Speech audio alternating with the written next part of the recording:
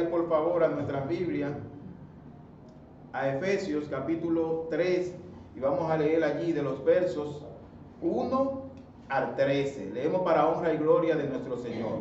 La Reina Valera le asigna un título: Ministerio de Pablo a los gentiles. Dice el versículo 3: por esta causa yo, Pablo, prisionero de Cristo Jesús, por vosotros los gentiles, si es que habéis oído de la administración de la gracia de Dios que me fue dada para con vosotros, que por revelación me fue declarado el misterio, como antes lo he escrito brevemente, leyendo lo cual podéis entender cuál sea mi conocimiento en el misterio de Cristo. Misterio que en otras generaciones no se dio a conocer a los hijos de los hombres, como ahora es revelado a sus santos apóstoles y profetas por el Espíritu, que los gentiles son coherederos y miembros del mismo cuerpo y copartícipes de la promesa en Cristo Jesús por medio del Evangelio, del cual yo fui hecho ministro por el don de la gracia de Dios que me ha sido dada según la operación de su poder. A mí, que soy menos que el más pequeño de todos los santos, me fue dada esta gracia de anunciar entre los gentiles el evangelio de las inescrutables riquezas de Cristo, y de aclarar a todos cuál sea la dispensación del misterio escondido desde los siglos en Dios, que creó todas las cosas, para que la multiforme sabiduría de Dios sea ahora dada a conocer, y por medio de la iglesia, a los principados y potestades en los lugares celestiales. Versículo 11: conforme al propósito eterno que hizo en Cristo Jesús nuestro Señor, en quien tenemos seguridad y acceso con confianza por medio de la fe en Él. Por lo cual pido, no desmayéis a causa de mis tribulaciones por vosotros, las cuales son para vuestra gloria. Padre Santo, una vez más, Señor, nos presentamos delante de ti, te presentamos tu palabra. Te pedimos, Señor, que la uses en medio nuestro. Te pedimos, Señor, que te glorifique, que hables a nuestras vidas, Señor, que tu Espíritu Santo, Señor, pueda edificar tu iglesia, que tu Espíritu Santo, Señor, pueda convencer de pecado a aquellos que no te conocen, Señor. Haz tu obra, Señor, en medio nuestro. Glorifícate, Señor. Habla a nuestras vidas, Señor, en el nombre de Jesús. Amén y amén. Bien, y nosotros vamos a hablar en esta mañana con el tema la revelación del misterio, ¿verdad? La revelación del misterio. Y nosotros sabemos que un misterio, por definición del diccionario, es cosa arcana o muy recóndita que no se puede comprender o explicar, ¿verdad? En otras palabras, y en un español más refinado, algo desconocido, ¿verdad? Algo que hasta el momento era desconocido y que se nos ha revelado. Por ejemplo, allí en la avenida hay un monumento que está cubierto con plástico, con lona, con cosas. Ese monumento está allí. Nosotros no sabemos qué tipo de monumento es ese, porque aún no se ha develado, no se le ha quitado el velo. Por el momento, eso para nosotros es un misterio, ¿verdad? Algo que nosotros desconocemos. Entonces, tal y como decíamos al principio, la iglesia era un misterio en el Antiguo Testamento. El pueblo judío no concibió en la promesa de Abraham, de Dios a Abraham, que la inclusión de los gentiles, sino que ellos se vieron a sí mismos como el único pueblo especial de Dios, y ciertamente eran el pueblo de Dios y fueron escogidos por Dios, pero Dios también, en esa promesa también dio una participación a los gentiles, a las demás naciones que no eran del pueblo judío, ¿verdad? Y más adelante nosotros podemos verlo. Y lo que Pablo ha estado enseñando, y vimos la semana pasada, es que ese misterio es que los judíos y los gentiles pertenecen a un mismo cuerpo. Y vimos en muchas terminologías que eran miembros de la familia de Dios, que eran conciudadanos de los santos, que eran un templo a Dios, ¿verdad? Que eran un templo a Dios. O sea, cuando nosotros hablamos de familia, cuando hablamos de conciudadanos de los santos, lo que estamos hablando es de intimidad. Lo que estamos hablando es que todas las nacionalidades, aquí se habla de los judíos y los gentiles, cuando usted piensa en gentiles, piensa en todas las nacionalidades fuera del pueblo judío. Son uno en Cristo. Hablamos de la unidad de la iglesia, ¿verdad?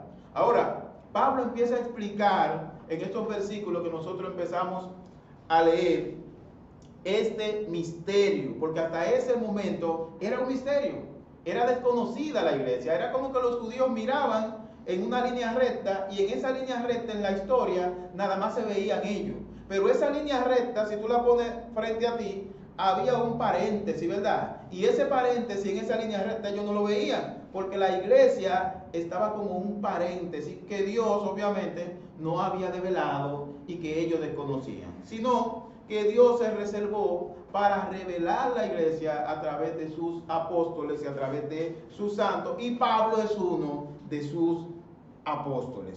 Entonces, lo primero que vemos en ese primer verso que leemos en el versículo 1 es que Pablo dice: por esta causa yo, Pablo. O sea, otra vez nosotros tenemos que volver hacia atrás para nosotros entender lo que vamos a ver ahora, ¿verdad? Por esta causa. ¿Por cuál causa? Bueno, por lo que él ha venido explicando. Él ha venido explicando este misterio.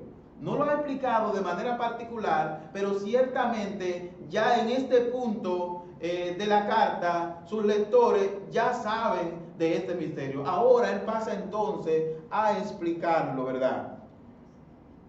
Y obviamente nosotros estuvimos centrados en la unidad de la iglesia, como les había explicado. Y lo que vimos básicamente allí en el tema de la unidad de la iglesia era que los gentiles y los judíos eran uno en Cristo. Ese es el misterio. Ahora, ¿qué significa eso?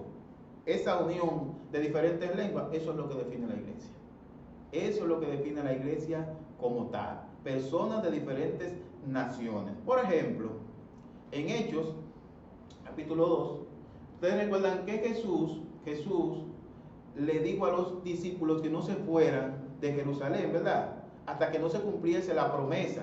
Y ustedes saben que uno de los términos que se utiliza para el Espíritu Santo es el Espíritu Santo de la promesa. ¿Cuál es esa promesa? Bueno, que cuando el Señor se fuera, y ciertamente cuando el Señor se va, después de unos 50 días más o menos, en una de las fiestas de los judíos llamada Pentecostés, ahí entonces se hace presente la llegada del Espíritu Santo. Pero ¿qué pasa? Que ahí en el capítulo 2, usted lo puede leer en su casa, habían diferentes nacionalidades. Había gente de diferentes nacionalidades. Ahí estaban las nacionalidades que habían para ese tiempo. En este tiempo habrían chinos, habrían dominicanos, habrían haitianos. Piénselo así, ¿verdad? ¿Qué pasa? Que cuando Pedro está dando este discurso allí, cuando el Espíritu Santo llega como viento allí, este discurso de Pedro es entendido en su idioma por todas las personas que estaban allí de diferentes nacionalidades. Esto los teólogos lo pautan como el inicio de la iglesia. La iglesia comienza allí. ¿Y qué habían? Diferentes personas con diferentes lenguajes, con diferentes estatus sociales. Sin embargo, el Señor hace de ello a través del Espíritu Santo un cuerpo. Un cuerpo, ¿verdad? Allí vemos la iglesia. Entonces Pablo empieza a revelar esto acá, o más bien a explicarlo. Pablo explica con estos versos la naturaleza de la iglesia o el cuerpo de Cristo. En esta ocasión él quiere explicar que esta es una nueva enseñanza. O sea, aquí Pablo está trayendo a los efesios, a su lectura, ¿verdad?, una nueva enseñanza. Hasta ese momento ellos no entendían, no concebían la iglesia. Está hablando a lectores judíos, no concebían la iglesia. Y Pablo dice de sí mismo, tomando en cuenta el versículo, cuando él dice: por esta causa, yo, Pablo, ya nosotros sabemos quién es Pablo, no tenemos que hablar mucho de él, pero dice: por esta causa, yo, Pablo, dice él, prisionero de Cristo Jesús, por vosotros los gentiles. Nosotros sabemos, mis hermanos, y es algo que nosotros manejamos, ¿verdad?, que Pablo estuvo preso en diferentes lugares. Que Pablo estuvo preso y fue, digamos, presidiario de diferentes reinos. Y de hecho, aquí en esta carta, cuando escribe esta carta, ¿dónde está? Preso también, está en la cárcel. Sin embargo, es interesante que Pablo se alude a sí mismo como prisionero ¿de quién? De Cristo. Él no está diciendo: yo soy prisionero de Roma. No, yo soy prisionero de Agripa. No, yo soy prisionero de Félix. No, es de otro Félix, ¿verdad?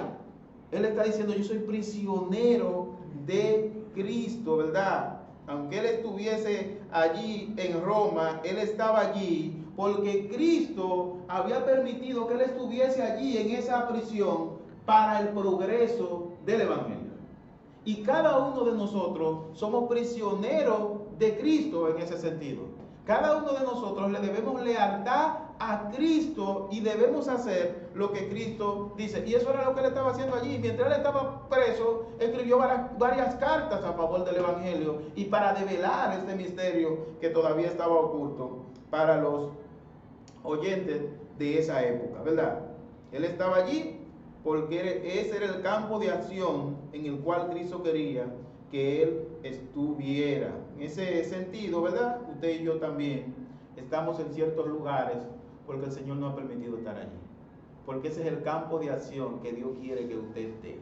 Y en ese campo de acción usted tiene que dar testimonio de quién usted es.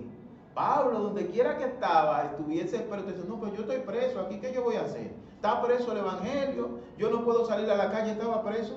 ¿Y qué le estaba haciendo?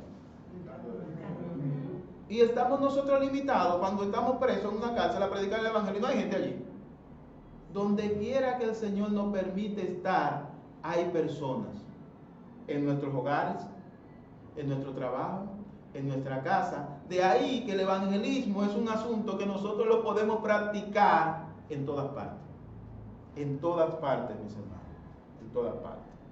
Entonces, nosotros estamos aquí, tal y como estaba Pablo, para representar a Cristo. Somos representantes, somos conciudadanos de los santos, somos miembros de la familia de Dios. Y Pablo se considera a sí mismo prisionero de Cristo por amor a su misión, la cual estaba a favor de los gentiles. Vimos en Gálatas que Pedro es enviado a ¿quiénes? A los judíos, ¿verdad? Pedro es el apóstol enviado a los judíos y Pablo es el apóstol enviado a los gentiles. Dios envió a Pablo a los gentiles de manera que Dios tenía a Pablo en una misión. Y este plan de Dios no fue una improvisación de último minuto, sino que la iglesia siempre estuvo en la mente de Dios. Aunque era un misterio para los antiguos, no era que no existía, no fue que de repente el Señor dijo, no, espérate, el pueblo judío se está portando mal, déjame virar para este lado y déjame crear otro pueblo. No, Dios no trabaja así. Nosotros trabajamos así. Se nos desbarata una cosa, hacemos otra, ¿verdad? No nos funciona el plan A, tenemos un plan B. No, Dios no trabaja así. Dios desde el principio, había concebido en su mente la iglesia. Él la había concebido, no fue un plan de último minuto y lo vimos, lo comentaba en Génesis, para ser más preciso, en Génesis capítulo 12, versículo 3. Bendeciré a los que te maldijeren y a los que te maldijeren maldeciré. Eso lo dice el Abraham. Pero en la parte B dice, y serán benditas en ti todas las familias de la tierra. Y esta parte B, en este verso, constituye un misterio, ¿verdad?, que no había sido revelado y que está siendo revelado ahora en el Nuevo Testamento por la persona de Pablo. Y para que ustedes tengan una idea, nadie había entendido lo que significaba hasta ese momento, y serán benditas en ti todas las naciones de la tierra. O sea, a lo mejor ellos entendían que era en ellos, en todos ellos, que las naciones de la tierra iban a ser benditas, pero probablemente no se le prestó atención a esto. Aunque hubo revelación, hubo luz acerca de esto, pero no una luz explicada como nosotros la vemos acá en el ministerio de Pablo. Por ejemplo, Isaías, por ejemplo, dice algo con relación a eso. En Isaías 49:6, en el Antiguo Testamento, él se refiere a este tema en términos obviamente no tan claros. Dice el versículo 6 de Isaías 49, dice, poco es para mí que tú seas mi siervo para levantar las tribus de Jacob y para que restaures el remanente de Israel. También le di por luz a las naciones para que sean mi salvación hasta los postreros días de la tierra. Entonces, eso está muy raro para yo entenderlo, ¿verdad? Pero él está hablando del pueblo de Israel. Pero él está diciendo que a ese pueblo de Israel, él también lo ha dado por luz a las naciones de la tierra. Y nosotros vemos que eso es materializado en la persona de nuestro Señor Jesucristo. Cuando el Señor Jesucristo llega, aparece en escena, ¿verdad? Y usted tiene que tener claro que este no es un plan que el Señor se inventó en el momento, sino que estaba ahí. Grábese eso ahí. El Evangelio, la iglesia ha sido concebida desde el principio en la mente de Dios y vemos ese reflejo acá en el Antiguo Testamento. Y es en ese contexto que Pablo se le ha escogido para develar eso que hasta el momento era un misterio, ¿verdad?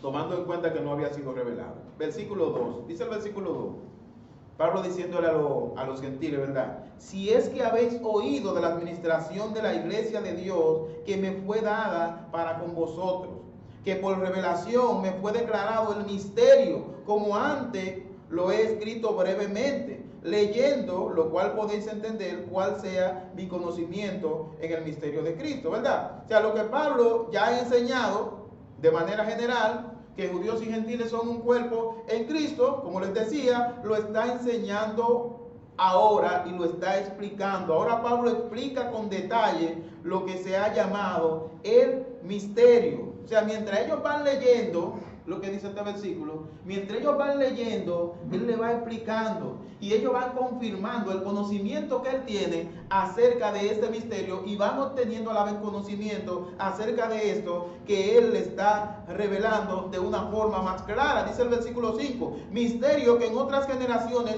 no se dio a conocer a los hijos de los hombres, como ahora es revelado a sus santos apóstoles y profetas por el Espíritu Santo, ¿verdad? Dice por el Espíritu, pero por el Espíritu Santo. O sea, Pablo es uno de sus apóstoles. Y el Señor le ha revelado ese misterio a él, para que él se lo sirva entonces a los gentiles. Y obviamente nosotros estamos en el grupo de los gentiles. Usted y yo hemos sido beneficiarios, ¿verdad? De que en Cristo sean benditas todas las naciones. Ya vimos de qué misterio que habla Pablo, ¿verdad? Ya él nos explicó en el pasaje anterior. Y en el versículo 6 la Biblia nos dice que los gentiles son coherederos. Ese es el misterio.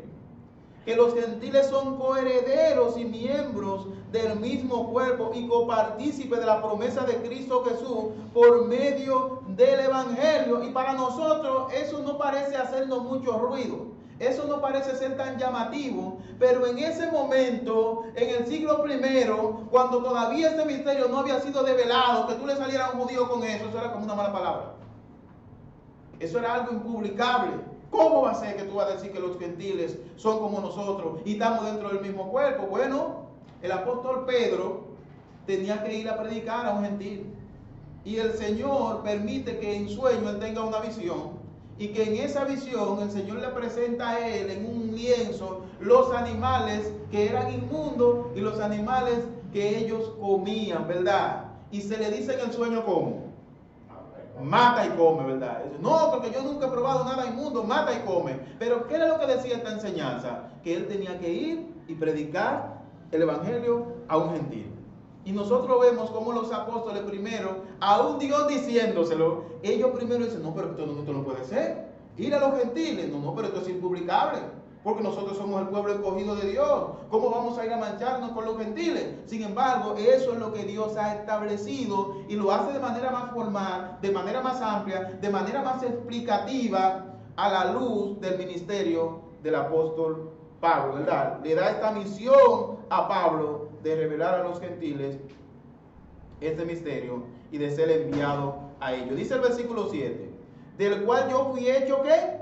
Ministro por el don de la gracia de Dios que me ha sido dado según la operación de su poder. A mí, que soy menos que el más pequeño de todos los santos, me fue dada esta gracia de anunciar entre los gentiles el evangelio de las inescrutables riquezas de Cristo y de aclarar a todos cuál sea la dispensación del misterio escondido desde los siglos en Dios que creó todas las cosas. Pablo está diciendo, oye, pero a mí, Pablo no se está vanagloriando de esto, sino que le está diciendo, yo soy el más pequeño.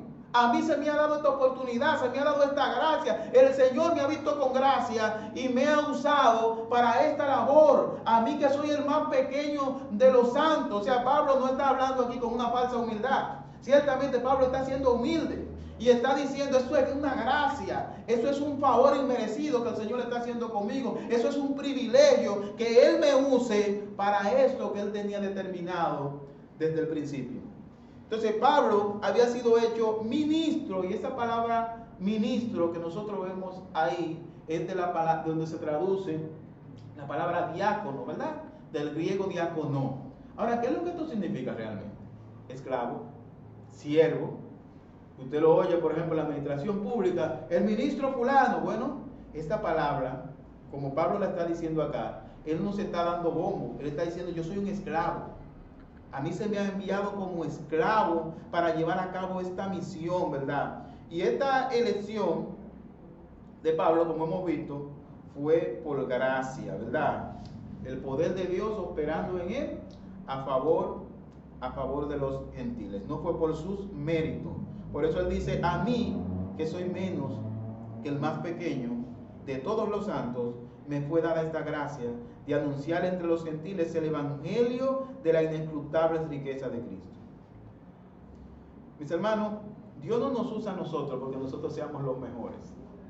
Dios no nos usa a nosotros por nuestras cualidades. ¿Sabe por qué Dios nos usa? Por su gracia. Es por su gracia que Él nos usa.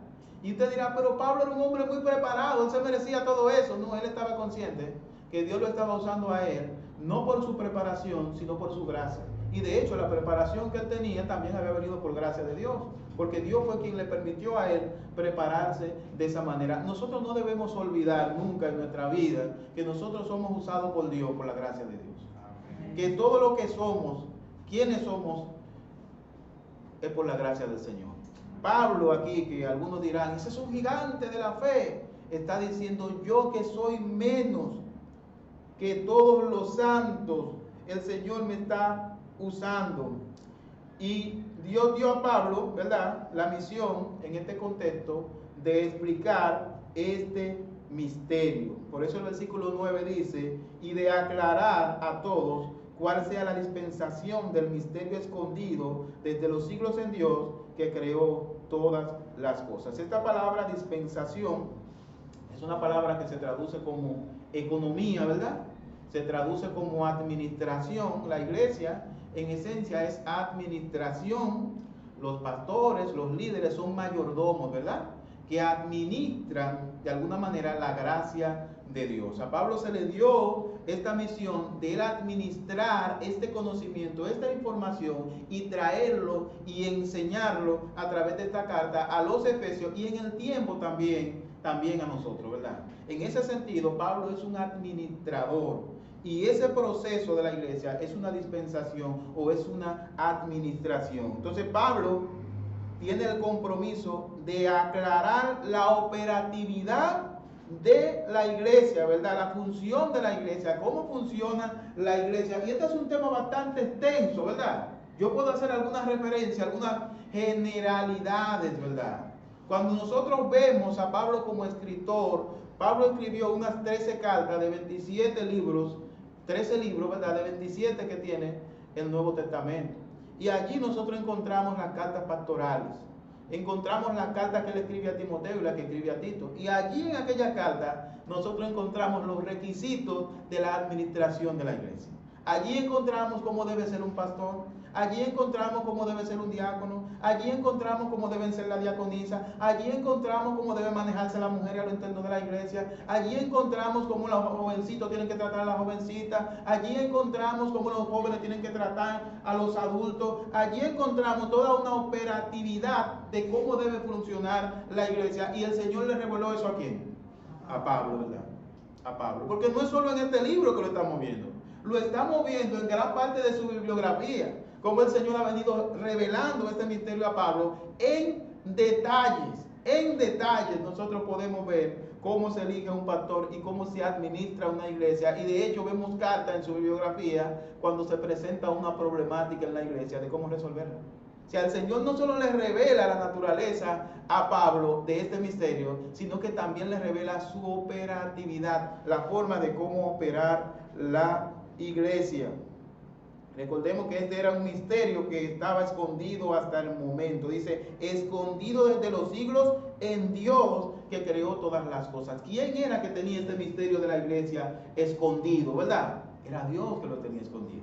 Y es Dios quien se lo revela a Pablo. No fue que Pablo lo encontró por accidente, no. Es que Dios se lo revela a Pablo. Dios se lo revela. Y ahorita leíamos en Eclesiastés capítulo 3, y la Biblia dice, no hay nada nuevo debajo del sol. ¿Y qué tiene que ver eso con eso? Bueno, la iglesia era una novedad para nosotros, o era una novedad en aquella época, porque no había sido revelada, pero ciertamente ya estaba en la mente de Dios, de manera que no era una novedad para Dios, porque ya estaba por ahí. La iglesia es el medio que Dios ha elegido para dar a conocer lo que Él quiere que nosotros sepamos de Él. Pues la iglesia también es el medio principal por donde se predica el Evangelio. ¿Para qué? Versículo 10. Para que la multiforme sabiduría de Dios sea ahora dada a conocer por medio de ¿qué? Por medio de la iglesia. A los que principados y potestades en los lugares celestiales, conforme al propósito eterno que hizo en Cristo Jesús nuestro Señor, en quien tenemos seguridad y acceso con confianza por medio de la fe en Él. Dice el versículo 13, por lo cual pido que no desmayéis a causa de mis tribulaciones por vosotros, las cuales son vuestra gloria. O sea, Dios ha traído a existencia a la iglesia con el propósito no solo de predicar el Evangelio, ¿verdad? Y de atraer almas a Él por medio de Cristo, por medio de la fe en Cristo y la salvación, sino también para que Dios se glorifique. O sea, Dios se glorifica en el ministerio de la iglesia. Dios se glorifica en la operatividad de la iglesia. Dios se glorifica en la existencia de la iglesia, ¿verdad? Una vez más, ¿verdad? La iglesia, como todos nosotros, como todo lo que Dios ha hecho, como todo lo que Dios ha llamado a existencia, el Señor lo llamó para su gloria. En resumida cuenta, nosotros somos beneficiados de las cosas que Dios ha hecho, ¿verdad? Pero de manera general, las cosas que Dios ha hecho, nuestra salvación, la tierra, el cielo, todo lo que Dios ha preparado para nosotros en los lugares celestiales, todas esas cosas son para su gloria. Para su gloria. De hecho, la Biblia nos dice que el cielo, los cielos cuentan su gloria, ¿verdad? Los cielos cuentan la gloria de Dios. De esta misma manera, la iglesia debe glorificar a Dios. Y la manera en cómo esto es llevado a la práctica, ¿verdad? Nos lo dice en el versículo 10, en la parte A, dando a conocer esa sabiduría, dando a conocer ese conocimiento, el cual se le ha dado la administración, versículo 10a, para que la multiforme sabiduría de Dios sea ahora dada a conocer. ¿Por medio de quién? Por medio de la iglesia, ¿verdad? Esa sabiduría, ese conocimiento del Señor, y en palabras cortas, este evangelio tiene que ser dado a conocer por medio de la iglesia. ¿Y quiénes son la iglesia? Cada uno de nosotros de manera particular. Cada uno de nosotros de manera particular. De manera que ese es un compromiso que usted de manera particular tiene y yo de manera particular tiene. Que queramos salir juntos a hacerlo, eso está muy bien, pero tenemos un compromiso cada uno. Mi compromiso no es el compromiso que usted tiene. Dios ha puesto en usted ese peso. Dios lo salvó a usted, ¿verdad? Y me salvó a mí. La salvación mía no es un pedazo de la suya. De manera que la responsabilidad suya no es un pedazo de la mía. Ahora, si queremos salir los dos, podemos salir. Pero Dios nos envió a nosotros a predicar el Evangelio. En resumida cuenta, tenemos que hacerlo y cumplir con ello, ¿verdad? Entonces, es por medio de la iglesia, quienes por medio de esa cruz han sido unidos en un solo cuerpo, ¿verdad? O sea, la iglesia, que en ese contexto está compuesta por judíos y gentiles, ¿verdad? Y en otras palabras, está compuesta por todas las nacionalidades. En principio, los gentiles, ¿verdad? Y cuando hablo de los gentiles y tanto los judíos, tomaron los clavos y tomaron la cruz y llevaron a Cristo entonces a la crucifixión. Pero note qué interesante, que esa cruz, que en principio fue para muerte, es la cruz, ¿verdad?, que simboliza el derrumbe de todas las divisiones. Porque esa cruz representa la salvación y representa la unidad de la iglesia. Note qué interesante. Esa cruz que en un principio fue para muerte, ahora es un símbolo de esperanza. Porque Cristo ha hecho de ella un símbolo de esperanza y un símbolo de unidad. Porque la iglesia está unida en Cristo por toda la coyuntura, unida en Cristo. Cristo es el común denominador de la iglesia. La circuncisión, por ejemplo, era la señal del pacto de Dios con Israel, pero la cruz simboliza la unión de todos los pueblos de la tierra en un solo cuerpo, la iglesia. La iglesia, a través de la fe en Cristo. Y es solo el evangelio de Cristo y por medio de su iglesia que se pueden derribar todas las barreras, como veíamos la semana pasada. Personas que pertenecían a una banda, que se mataban, que se mataron un miembro a otro, uno le puyó un ojo al otro, pero ahora ellos han conocido a Cristo y sirven al Señor y pertenecen todos a la iglesia universal. Y si es la voluntad de Dios, pertenecen a la misma iglesia local. ¿Quién puede derrumbar eso? Solo el Señor. Familias enteras que son enemigas de generación en generación, por algo que ni siquiera se acuerdan los nuevos miembros de la familia, porque fue muy atrás lo que sucedió. Sin embargo, Cristo llega a esos corazones y derriba todos esos muros. El único que puede derribar muros raciales y muros ideológicos es el Señor. El único que puede transformar los corazones, ¿verdad? Y hacer de aquellos que estaban lejos, acercarlos y hacer de ellos un solo cuerpo en Cristo es el Señor. Eso no lo hizo la ONU, ni lo ha hecho jamás, ni lo hará. Solo Cristo ha creado la paz entre los pueblos. Aquí nosotros vemos en el versículo 10, en la parte C, que se nos dice: a los principados y potestades en los lugares celestiales. Lo primero que yo quiero que usted sepa es que estos principados y potestades en los lugares celestiales está haciendo alusión a los ángeles. Los ángeles están en expectativa ante la salvación de los seres humanos. Dios se glorifica, ¿verdad? Pero los ángeles están en expectativa y están ahí. La Biblia nos dice en Lucas, ¿verdad? Jesús mismo diciéndolo: hay gozo delante de los ángeles de Dios por un pecador que se arrepiente. Ellos están siguiendo ese programa de salvación.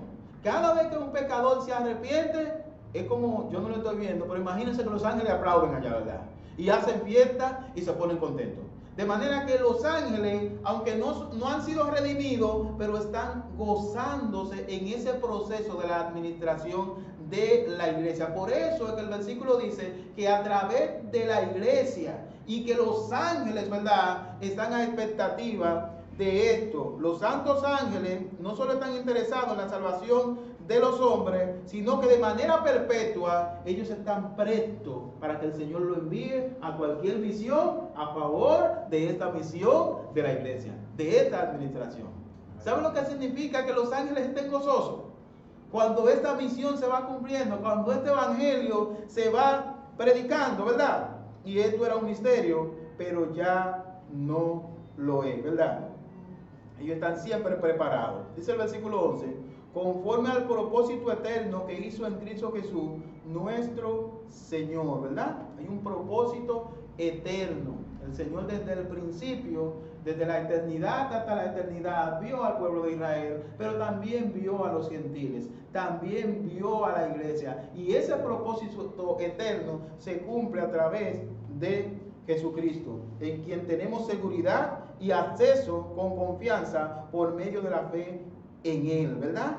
O sea, indudablemente que ese acceso al cuerpo, ese acceso a la iglesia, nosotros lo tenemos a través de Jesucristo, a través de la fe en Cristo. El Espíritu Santo convence de pecado y usted pasa a formar parte del cuerpo de Cristo. Una vez que usted ha puesto su fe en Cristo, usted es parte de ese cuerpo, es mi hermano, es mi hermana. Somos miembros de la misma familia, sin importar la nacionalidad, ni el sexo que usted tenga, ni la edad. Esa es la iglesia. Un cuerpo compuesto por muchas lenguas y por muchas personas de diferentes épocas y de diferentes edades, vivos y muertos, ¿verdad? Vivos y muertos. Entonces, nosotros tenemos seguridad y tenemos acceso y tenemos confianza en Cristo. ¿Y por qué el autor hace todas estas referencias, ¿verdad? Cuando uno hace una referencia de algo, cuando uno puntualiza algo, es porque ese algo o se desconoce o está siendo puesto en duda, ¿verdad? Acceso, tenemos acceso en Cristo, tenemos confianza en Cristo, y ese es el privilegio que Dios nos provee por medio del ministerio de la iglesia. Por medio del ministerio de la iglesia, de esto que Pablo está enseñando, de esto que Pablo está revelando, nosotros tenemos acceso, tenemos entrada a la presencia del Señor por medio de Jesucristo, ¿verdad? ¿Por qué hacemos todo este asunto? Bueno, porque antes no era así. Si usted va al Antiguo Testamento, Hebreos capítulo 4, versículo 15 al 16, la Biblia nos dice allí: porque no tenemos un sumo sacerdote que no pueda compadecerse de nuestras debilidades, sino uno que fue tentado en todo según nuestra semejanza, pero sin pecado. Acerquémonos pues confiadamente al trono de la gracia para alcanzar misericordia y hallar gracia para el oportuno socorro. O sea, nosotros tenemos certidumbre y tenemos seguridad al acercarnos a Dios por medio de Jesucristo. Y yo, pero eso es verdad, yo estoy acostumbrado a eso desde que me convertí. Sí, eso es verdad. Pero ¿qué era lo que pasaba en el antiguo pacto, verdad? ¿Qué era lo que pasaba allí? Para un judío esto era impensable que pasara con un gentil. Esto era impensable que pasara. Porque ¿qué era lo que pasaba en el pueblo judío? Bueno, que había un sacerdote que entraba al templo en representación del pueblo con sangre ajena. Y este sacerdote, mientras este sacerdote estaba allá adentro, el pueblo estaba en agua, en temor, asustado. Porque si la campanita dejaba de sonar, era que el hombre estaba en pecado. Y había que jalarlo y sacarlo. Entonces cada vez que había eso, cada vez que se presentaba esa escena, el pueblo estaba en agua, estaba lleno de temor. Era otra persona que tenía que acceder por ellos a la presencia de Dios y presentar su ofrenda, y presentar su pecado, ¿verdad? Sin embargo, en Cristo nosotros vemos otra cara de la moneda. En Cristo usted y yo podemos acceder a la presencia del Señor. En Cristo tenemos acceso y tenemos seguridad. ¿Y cómo está uno cuando tiene acceso y cuando tiene seguridad? Está tranquilo, está confiado, ¿verdad? Esa gente vivía asustada. Vivían asustados porque no sabían lo que iba a pasar. Sin embargo, en Cristo se acaba toda esta certidumbre, ¿verdad? En Cristo no entiende que entrar un sacerdote con pecado. Y si hubiese pasado eso, imagínense que no hubiese quedado, si Cristo no viene, no hubiese quedado un corderito, ¿verdad? O si Cristo tuviese que presentarse una y otra vez, ¿verdad? Sería un sufrimiento bastante feo. Sin embargo, en Hebreo nosotros vemos que Jesús se presentó una sola vez y para siempre. Una sola vez y para siempre. Y se nos dice que aparecerá finalmente sin ninguna relación con el pecado. Amén. Él se presentó, Él pagó, Él se sentó. Y cuando decimos que se sentó es que la obra quedó terminada. Es que el pecado no quedó cubierto, es que el pecado fue quitado. Amén. Fue quitado con el sacrificio de Cristo. Por eso Juan el Bautista, cuando ve a Cristo, ¿qué dice? Ese es el Cordero de Dios que quita el pecado del mundo. Porque él sabía que los corderos del Antiguo Testamento y los machos cabríos no quitaban el pecado. El pecado seguía ahí, sino que lo cubría y seguía este miedo, seguía esta hipocresía, seguían estos corazones, ¿verdad? Viviendo una vida de apariencia. Sin embargo, el corazón seguía igual. Cuando nosotros venimos a Cristo, nuestros corazones son transformados. No es lo que se ve, sino lo que hay adentro y que se refleja fuera, ¿verdad? Entonces, ya no hay que esperar ni estar temeroso que la campana deje de sonar o que haya que sacar a ese pobre hombre de ahí muerto porque estaba en pecado y el Señor lo mató. No, nuestro sacerdote cumplió el trabajo, se sentó, pero también nos sirvió como cordero. Fue sacrificado, pero no se quedó en la cruz.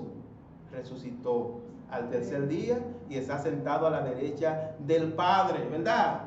Y nosotros tenemos comunión con Él por medio de Jesucristo. Pero no solo tenemos comunión con Él por medio de Jesucristo. La Biblia nos enseña, ¿verdad?, que hay un solo mediador entre Dios y los hombres y que Cristo es ese mediador. ¿Cómo vamos a tener nosotros miedo? Vamos a tener seguridad porque tenemos acceso al Señor por medio de Jesucristo. La guerra se terminó. De manera que eso constituye, en comparación con lo que vemos atrás, un gran privilegio. Es un gran privilegio que el Señor develara este misterio de la iglesia y que nos incluyera a nosotros como gentiles en este plan de salvación que Él preparó desde antes de la fundación del mundo.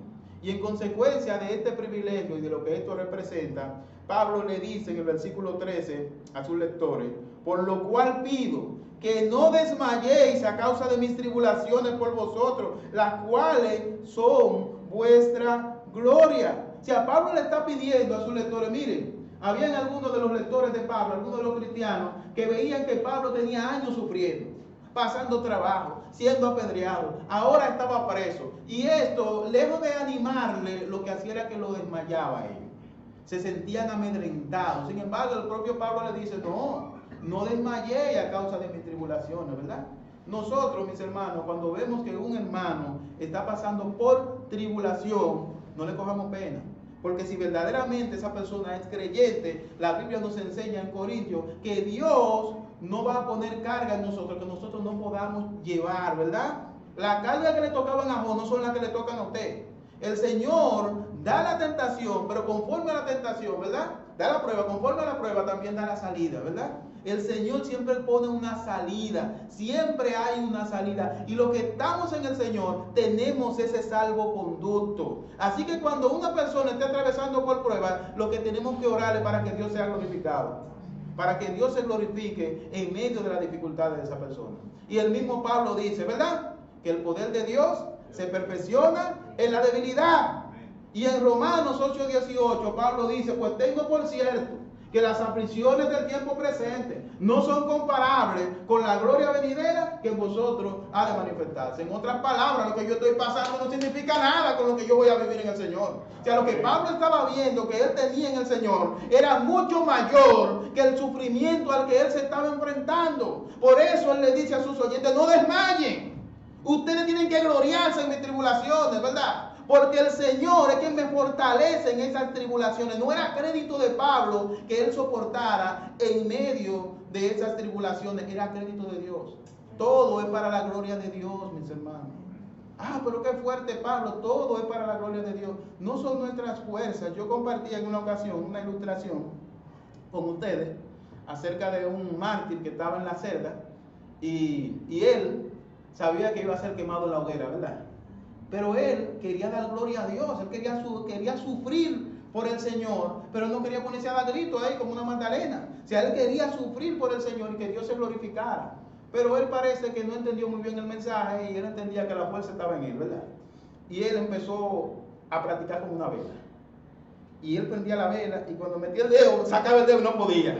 ¿Y quién puede solo, verdad? ¿Quién puede solo? No es en nuestra fuerza, es en la fuerza del Señor. Sin embargo, tiempo después, el Señor le permitió a él dar testimonio en medio de la hoguera. En medio de la prueba, mis hermanos, es el Señor quien nos fortalece. Amén. Es el Señor quien nos va a permitir dar testimonio en medio de la prueba. Y Pablo le está diciendo: tomen en cuenta ese misterio, tomen en cuenta eso que el Señor nos ha develado, tomen en cuenta esas riquezas que nosotros tenemos en el Señor, tomen en cuenta todo eso que el Señor tiene en los lugares celestiales para nosotros, ¿verdad? O sea, cuando usted toma en cuenta todo eso, cuando usted toma en cuenta todo lo que el Señor ha hecho y lo que el Señor hará y lo que significa el plan de Dios para nuestras vidas, ¿verdad? Cuando usted mira la prueba, usted la ve chiquitica. Por eso Pablo decía: para mí el vivir es Cristo y el morir es ganancia, ¿verdad? Porque él estaba viendo lo que significaba verdaderamente la vida cristiana. Que el Señor nos ayude a vivir la vida cristiana que Dios quiere que nosotros vivamos. Que el Señor nos ayude a que en medio de las pruebas, en vez de nosotros llorar como hacen los impíos, nosotros podamos dar gloria a Dios. Porque de alguna manera, por alguna razón, el Señor está permitiendo que nosotros atravesemos por las pruebas, mis hermanos. Y lo está haciendo con un propósito. Es con un propósito. De hecho, cuando los discípulos estaban en Jerusalén, ellos estaban parqueados ahí y no se movían. El Señor levantó entonces ¿qué? Levantó la persecución. Cuando el Señor levantó la persecución, ellos salieron huyendo y a medida que huían, el evangelio iba siendo predicado en cada lugar que ellos pasaban corriendo, ¿verdad? Noten cómo el Señor usa la prueba para que su iglesia crezca. El Señor usa la prueba para que nosotros de manera particular podamos crecer, para que la iglesia pueda crecer. Es a través de la prueba, es en el fuego de la prueba, mis hermanos, que nosotros podemos crecer. No hay crecimiento sin prueba, no estamos todo el tiempo en prueba, es verdad. Pero cuando el Señor quiere que nosotros aprendamos algo, cuando el Señor quiere fortalecernos, nos mete en el horno, nos mete en el fuego de la prueba. El hermano Félix utilizaba una ilustración bastante interesante, ¿verdad? Acerca de la espada, ¿verdad? ¿Cómo se llaman estas personas que bregan con hierro, ¿verdad? Herrero, ¿verdad? Acerca del herrero, cómo se le iba dando forma a un metal, se le metía en el fuego, ¿verdad? Y luego se le martillaba. Y si todavía no cogía la forma, volvía y se le metía en el fuego. Y luego se le martillaba. Nosotros a veces estamos en el fuego de la prueba. Y el Señor nos está martillando para darnos la forma que Él quiere que nosotros tengamos en el Señor. Amén. La prueba, mis hermanos, el Señor las permite en nuestra vida con un propósito. El Señor no hace nada sin propósito. Y cuando estemos en medio de la prueba, pensemos en todo esto que Pablo ha enseñado. Pensemos en el privilegio que nosotros tenemos de ser llamados conciudadanos de los santos, de ser hechos hijos de Dios. Cuando usted piensa en eso, cuando usted piensa en esa maravilla y en ese privilegio, las pruebas se ponen sencillas, mis hermanos. Y ustedes saben que detrás de esa prueba, que detrás de ustedes tienen el Espíritu Santo, tienen ese paracleto al lado de ustedes que les está animando, conscientes de que el Señor nos está haciendo pasar por la prueba y lo está haciendo con un propósito. A eso es que Santiago se refiere cuando él dice: tened por sumo gozo cuando os halléis en diversas pruebas. Pero ahí está la palabra: sabiendo que la prueba de vuestra fe produce paciencia, ¿verdad? Mas tenga la paciencia su obra completa. ¿Para qué? Para que seáis perfectos y cabales, sin que os falte cosa alguna. ¿A través de qué que el Señor nos está perfeccionando? A través de la prueba, a través del fuego de la prueba, mis hermanos. Pero pongamos nuestra mirada en el cielo y no la pongamos en la tierra, para que podamos estar firmes, ¿verdad? Y podamos dar gloria a Dios en medio de la prueba. Que el Señor nos bendiga. Padre, te damos gracias por esta primera parte.